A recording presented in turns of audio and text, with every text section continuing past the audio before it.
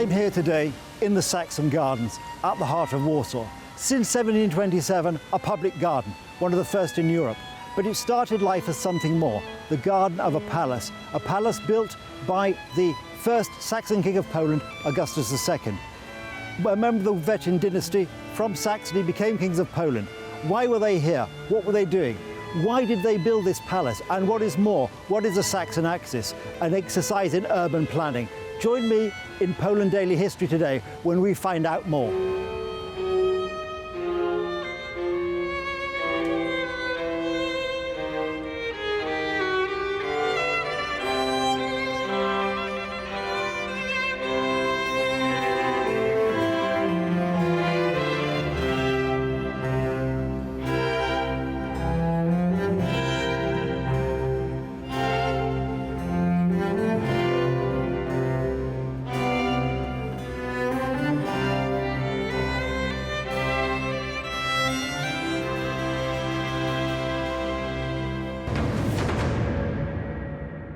Magnificent statue of Prince Józef Poniatowski. Now, a remodeling of that is the one that's currently outside the presidential palace, just down the street here. It's not the original, is it? That's not the original. Actually, original one was made just before November uprising by Bertel Thorvaldsen, very famous, Yes. famous architect who made also the monument of Copernicus in Warsaw. But it wasn't possible actually to put it on the Warsaw streets because of the revolt, yeah? Yes. And actually we went through the many hands. It was in Homel, in Paskiewicz residence, one of the head generals of the Russian Tsar, and eventually after independence in 1919 and came back to Poland, and eventually in 1923 it was put in front of the palace. In front of the palace, in the place where in 19th century was completely different monument, and that's also very important because we were saying that the palace in 19th century changed and moved into different ownership. Actually, in second part of 19th century, it used to be the headquarters of the Russian Russian Warsaw War District. Yeah, Right, okay. And in front of this palace was standing the monument of the loyal army officers during the November uprising. So yes. the officers which didn't join the uprising. No, they stayed loyal to the regime. That was kind of a symbol of loyalty to the Tsar. Yeah. And when the system of course, changed, Poniatowski would not be a symbol of loyalty exactly. to the Tsar. He would be obviously a symbol of loyalty to Poland, and so probably not quite the idea the Russian occupying forces would like people to be remembered of every day. Some brave Polish prince on his horse. Not quite the message which exactly. they wanted to convey. That's why it was hidden actually in the Russian Empire, and it went eventually to the streets of Warsaw after World War I, and it was destroyed, hugely damaged, of course, during the World War II. And the remnants of the original monument are nowadays exhibited in a Warsaw Uprising Museum. That's right, actually. in the garden at the back, yes. At the garden on the back, exactly. And that's the monument that we can see in front of the presidential palace. Nowadays, it's just a copy of Thorvaldsen. But still, it's great on the model, but when you see it in real life, I find these sort of monumental statues, men on horses, are very attractive architecture. You can stand and gaze at them, and it really helps you to think about what they represent and the period they represent. I really do like this sort of statuary wherever we find it. But that's a particularly fine example. Men on horses. Actually, even if it looks like for maybe like a Roman emperor. Yeah, well, of course it's interesting, isn't it? Yes, so it's like.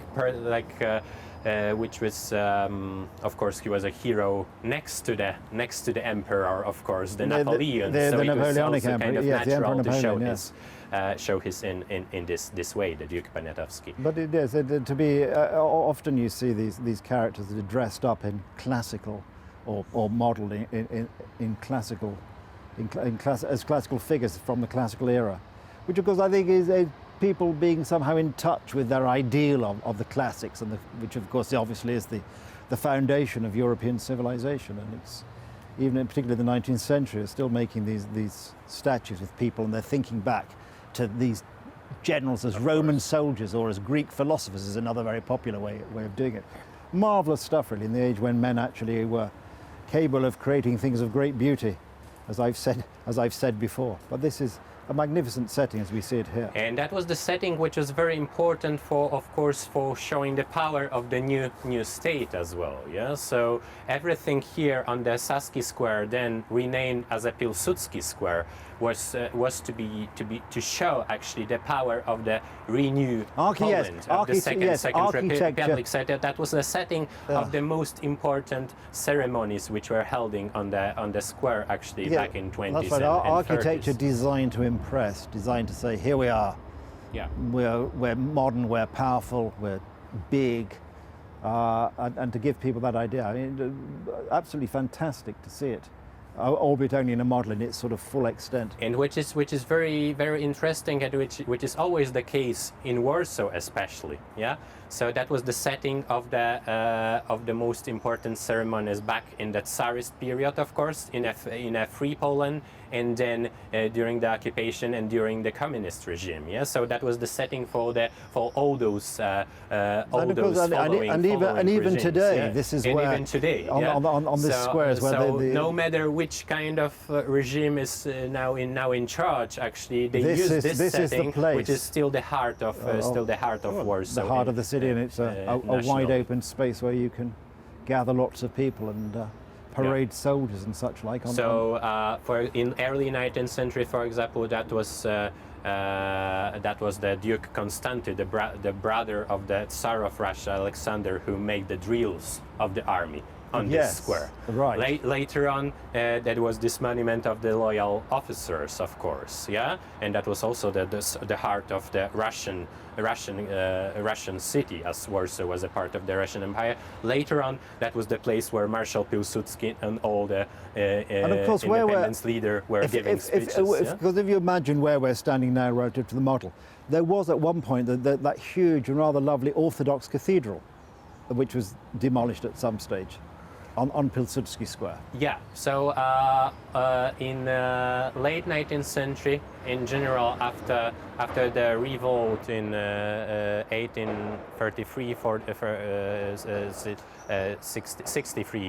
64, Russians started to also think more about the Russianization of the Polish culture and the landscape of the cities as well. So actually, they knew that it's one of the most important squares in the city center. So they wanted to build the most impressive Orthodox church on this main square in the city center. So they actually the Tsar highest official Hurko, who was here in Warsaw, initiated the building of the Sobor Alexander Nevsky Sobor, which was in the middle of the square, and which together with the bell tower used to be actually for some time the bell tower of the Orthodox Church used to be the highest building of Warsaw. Yeah, so that was a kind of a point of domination, as we nowadays in Warsaw we have the Palace of Culture and Science, and then it was the Palace of Culture and another Russian-inspired architectural monument. So they're quite good at building tall buildings.